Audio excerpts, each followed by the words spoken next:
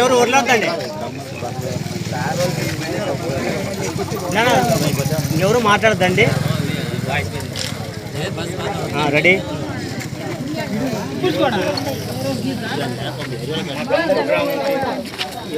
మేము ఒక పండగ వాతావరణంలో ఈ విధంగా ఆర్టీసీ బస్సు మా గ్రామానికి రావాలని గత 20 సంవత్సరాలుగా జనాలు కోరుకుంటున్న కొన్ని అనివార్య కారణాలు, కొన్ని ఇబ్బందుల వల్ల రావట్లేదు.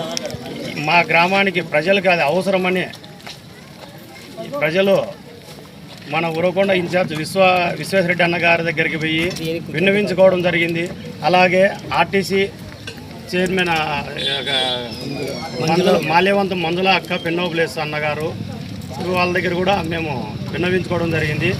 మా గ్రామ పైన, మా గ్రామ ప్రజలపైన వాళ్ళకి పూర్తిగా సర్వే చేయించి ఈ బస్సుని ఇంత తొందరగా అడిగిన వెంటనే ప్రజలకి అవసరం ఉంది, ఇది ప్రజలకి మనము ఖచ్చితంగా చేయాలనే ఉద్దేశంతో మా ప్రజలపైన ఎంతో నమ్మకం ఉంచి ఈ బస్సు నడపడం మాకు చాలా సంతోషంగా ఉంది.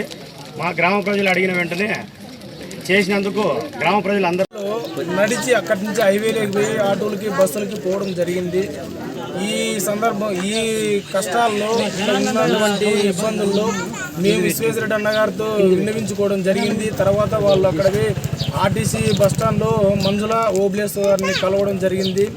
వాళ్ళ తర్వాత మా సర్పంచ్ పోయి వాళ్ళని కోరిన వెంటనే బస్సు పంపించడం జరిగింది.